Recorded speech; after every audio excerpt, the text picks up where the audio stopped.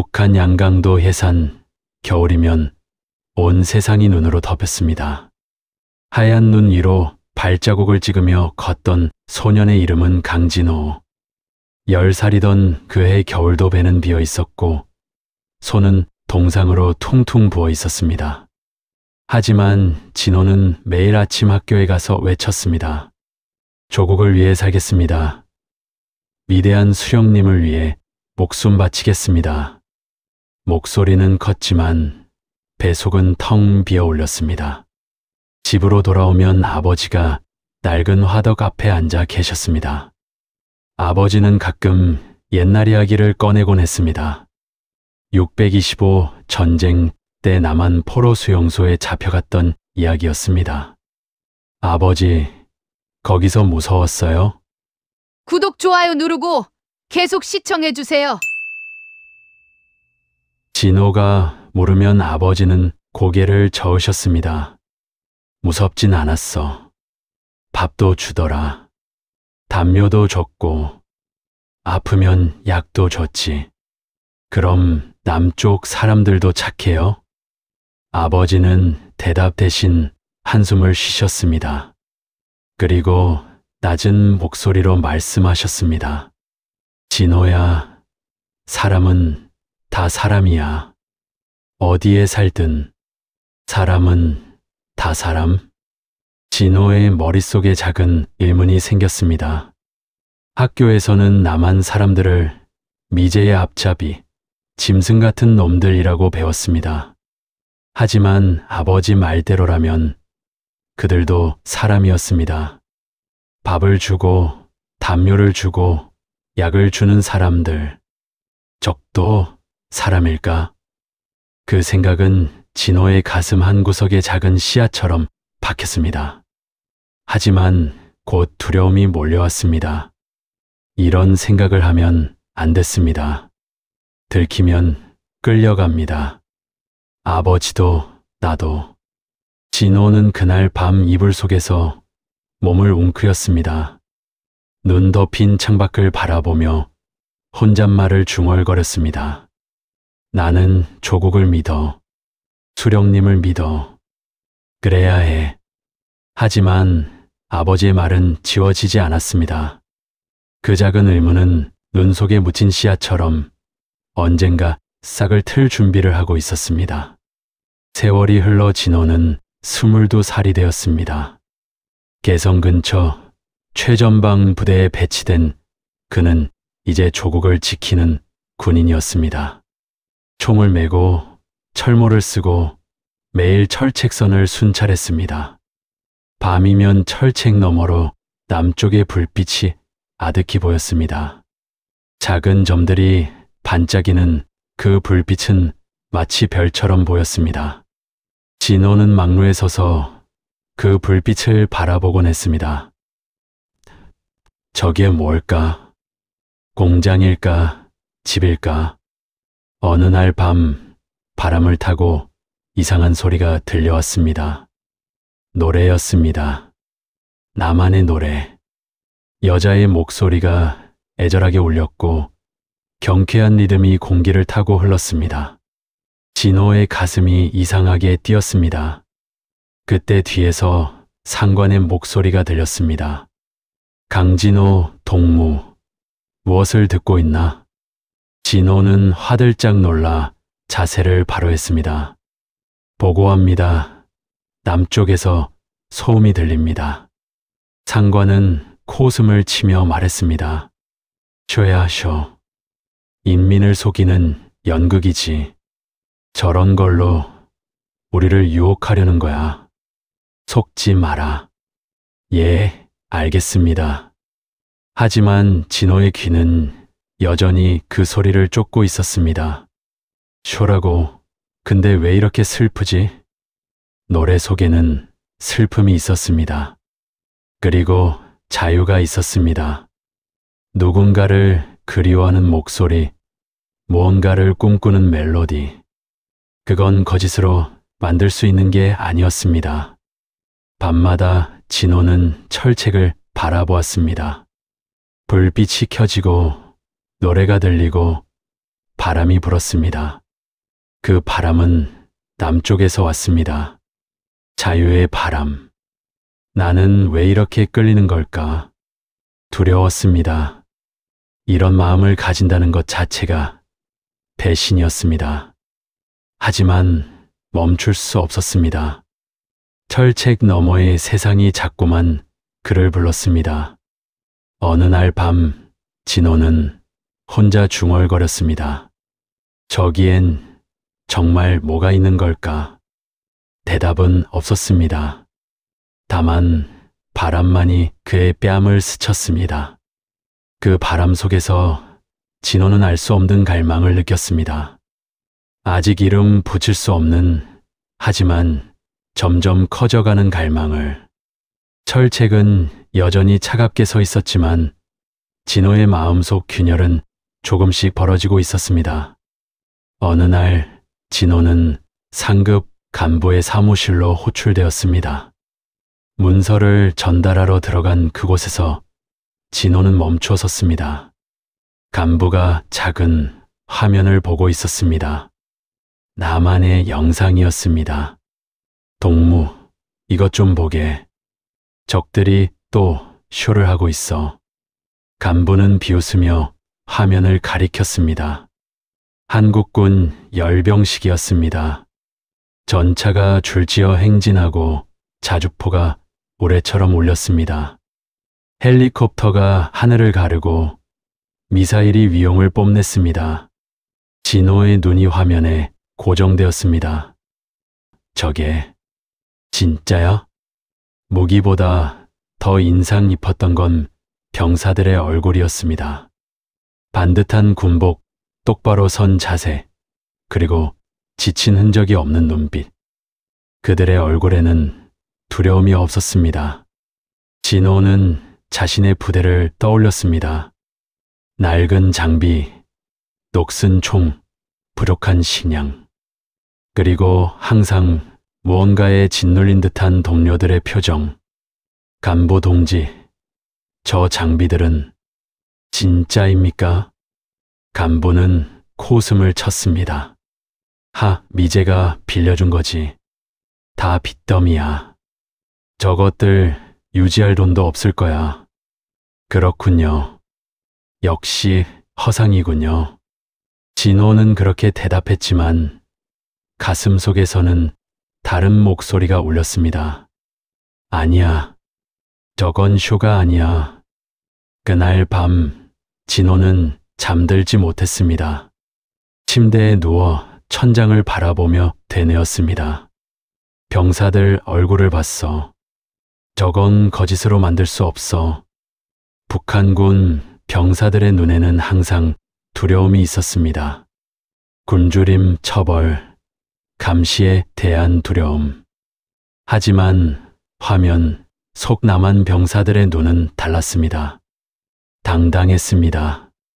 우리가 최고라고 배웠는데 그게 거짓이면? 진호의 손이 떨렸습니다. 이런 생각을 한다는 것 자체가 반역이었습니다. 하지만 멈출 수 없었습니다. 한 번 열린 눈은 다시 감을 수 없었습니다. 나는 지금까지 뭘 믿고 산 거지? 천장에 금이 간 페인트처럼 진호의 신념에도 금이 가고 있었습니다. 그는 이불을 뒤집어 쓰고 중얼거렸습니다. 아니야. 우리가 옳은 거야. 하지만 그의 목소리는 떨리고 있었습니다. 진실은 이미 그의 마음속에 들어와 있었고 이제 그 진실은 점점 커져만 갔습니다. 그날 이후 진호는 변했습니다. 아니, 겉으로는 변하지 않았습니다. 오히려 더 모범적인 군인이 되었습니다. 구호는 더 크게 외쳤고 훈련은 더 열심히 했습니다. 상권 앞에서는 충성의 표정을 지었습니다. 하지만 그의 내면은 무너지고 있었습니다. 낮에는 총을 들고 철책을 지켰습니다.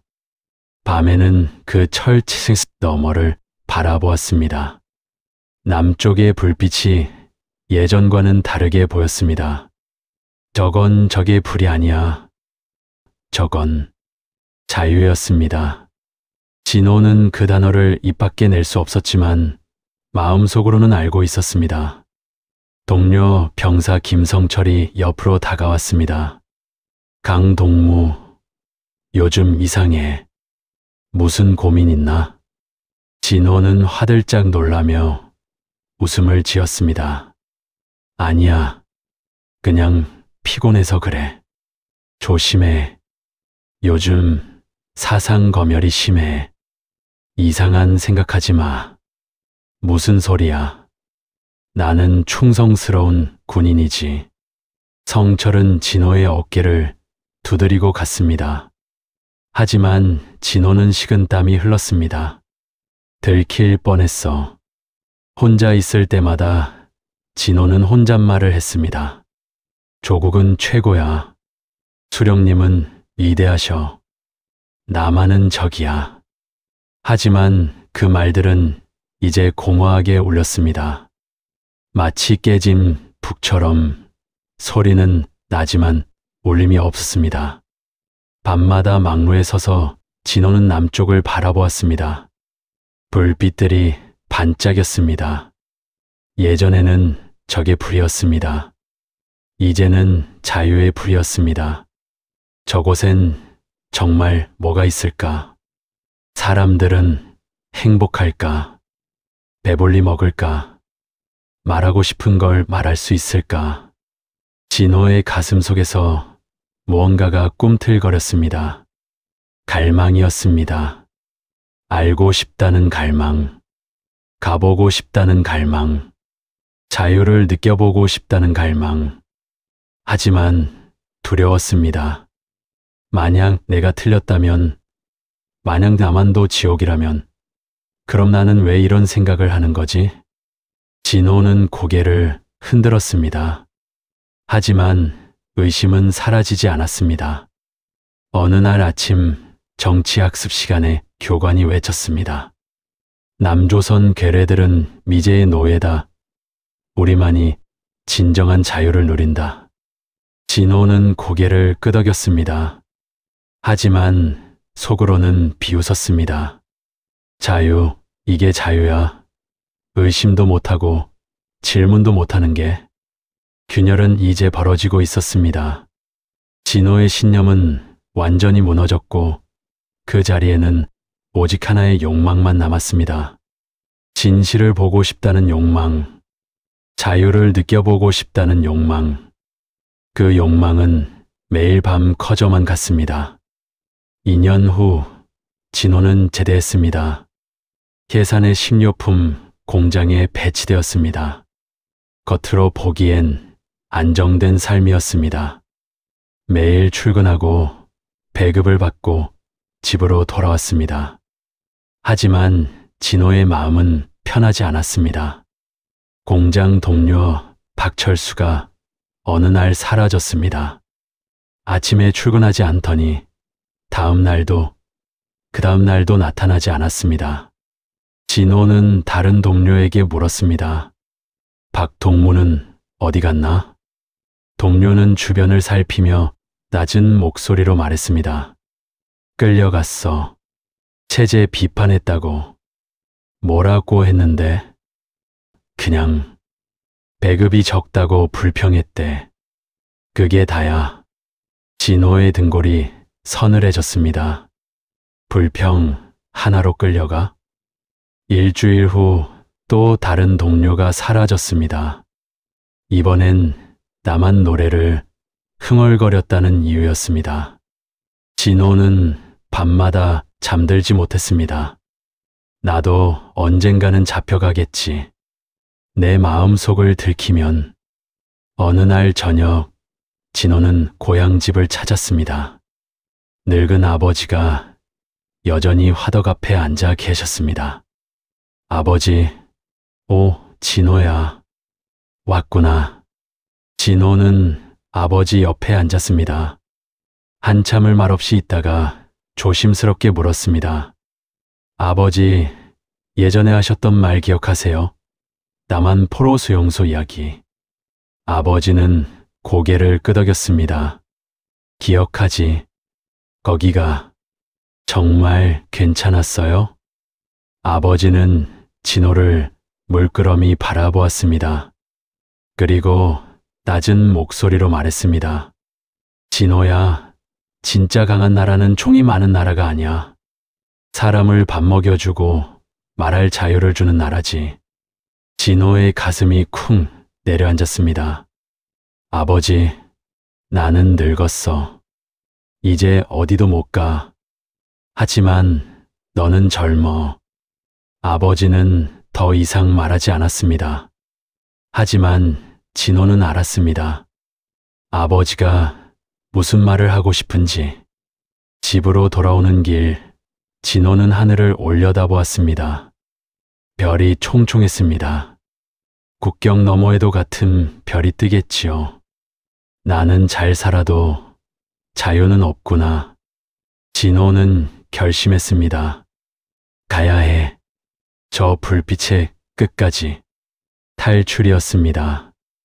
죽을 수도 있었습니다. 하지만 이대로 사는 것도 죽음과 다를 바 없었습니다. 진호는 주먹을 꽉 쥐었습니다. 한 번만이라도 진짜 자유를 느껴보고 싶어. 그날 밤부터 진호는 탈출을 준비하기 시작했습니다. 압록강의 지도를 외웠고 중국 밀수업자들의 루트를 알아냈습니다. 그리고 마지막 밤을 기다렸습니다. 불빛을 향해 떠날 마지막 밤을. 2004년 12월 눈보라가 몰아치는 밤이었습니다. 진호는 검은 옷을 입고 집을 나섰습니다. 가방 하나에 마른 옥수수와 물병, 그리고 작은 칼 하나가 전부였습니다. 압록강까지는 시간을 걸어야 했습니다. 어둠 속에서 진호는 숨을 죽이며 걸었습니다. 발소리가 날까봐 눈을 밟을 때마다 조심했습니다. 멀리서 개 짖는 소리가 들렸습니다. 들키면 끝이야. 강가에 도착했습니다. 얼어붙은 압록강이 눈앞에 펼쳐졌습니다. 칠흑 같은 어둠 속에서 얼음만 희미하게 빛났습니다. 진호는 얼음 위에 발을 디뎠습니다. 드득. 얼음이 소리를 냈습니다. 진호의 심장이 터질 듯 뛰었습니다. 부서지면 죽어. 조심해. 한 발 또 한 발. 진호는 천천히 앞으로 나아갔습니다. 바람이 얼굴을 때렸고 눈보라가 시야를 가렸습니다. 드드득. 또 얼음이 울었습니다. 진호는 멈춰 섰습니다. 발밑에 얼음이 갈라지는 게 느껴졌습니다. 제발, 제발. 진호는 숨을 참고 조심스럽게 움직였습니다. 얼음은 더 이상 갈라지지 않았습니다.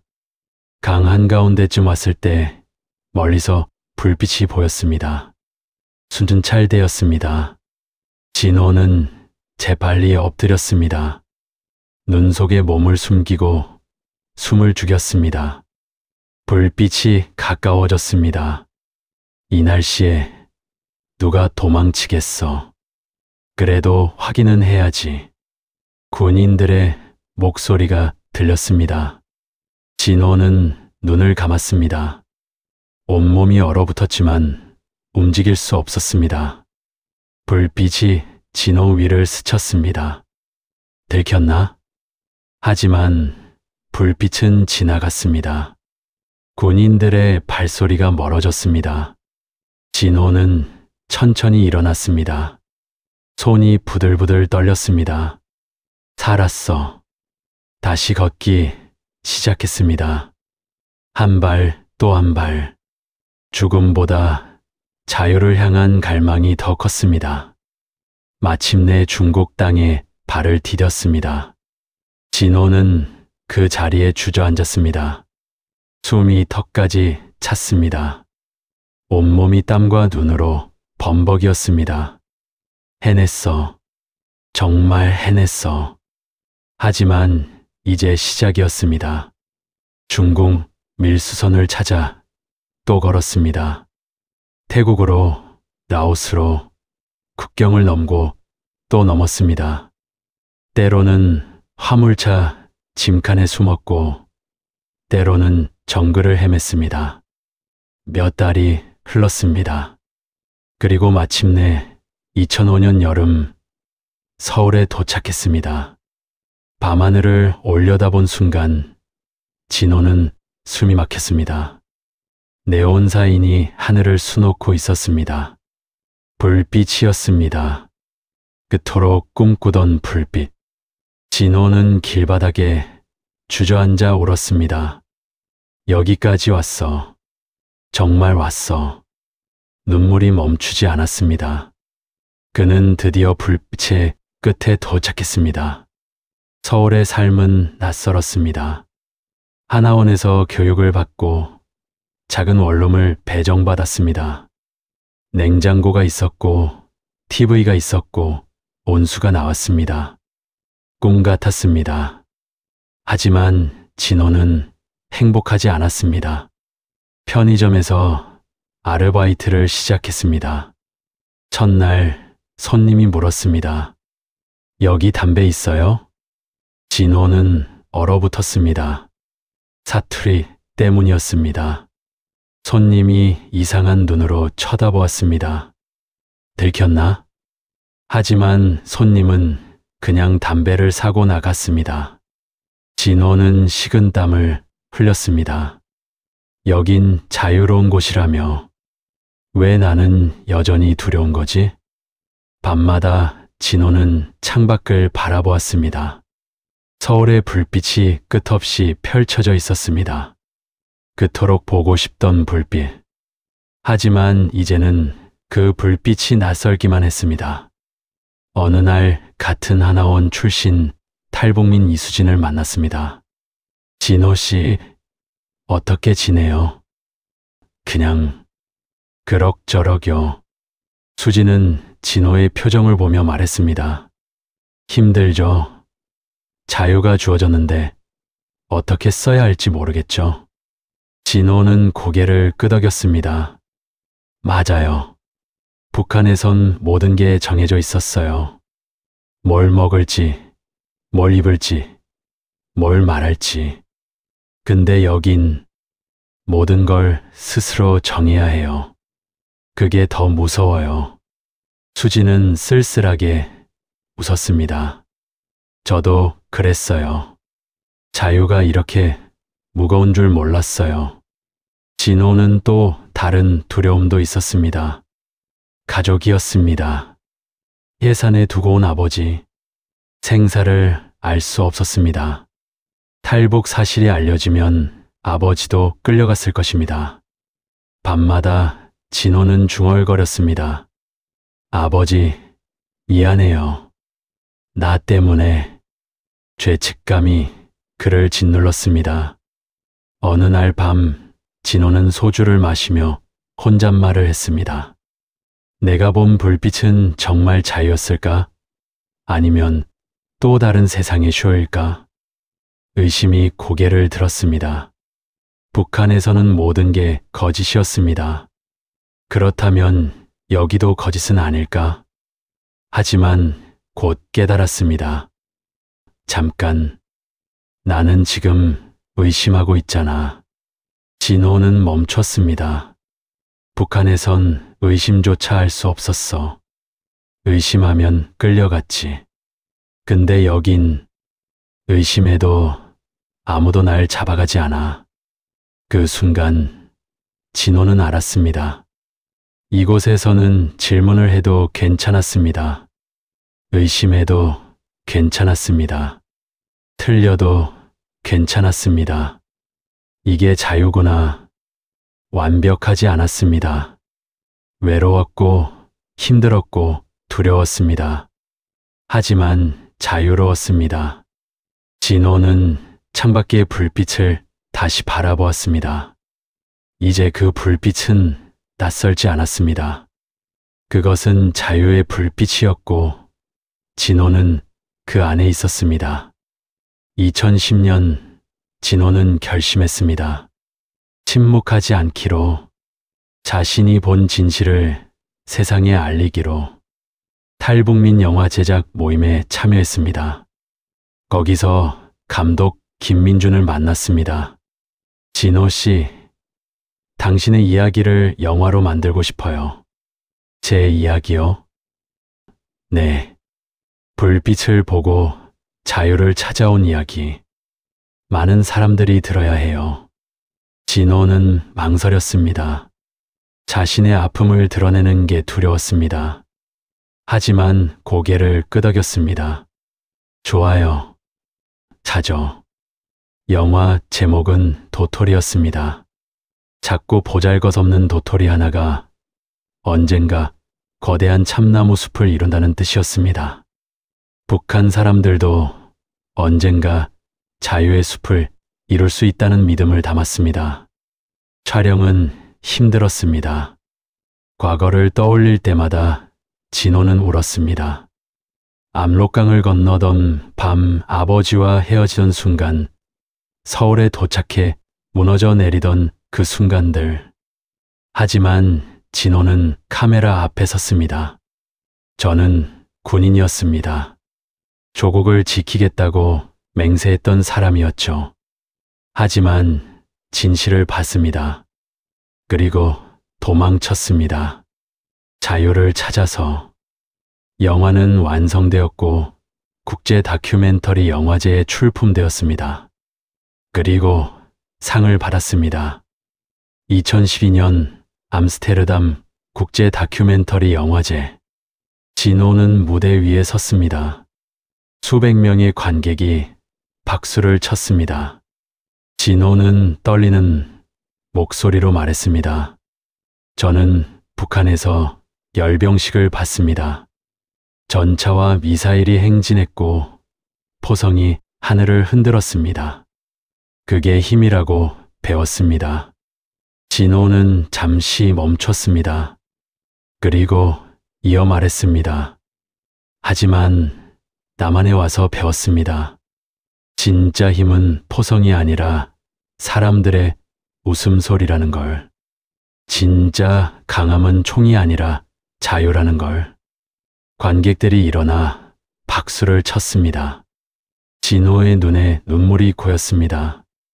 무대에서 내려온 후 한 노인이 다가왔습니다. 당신의 용기에 감사합니다.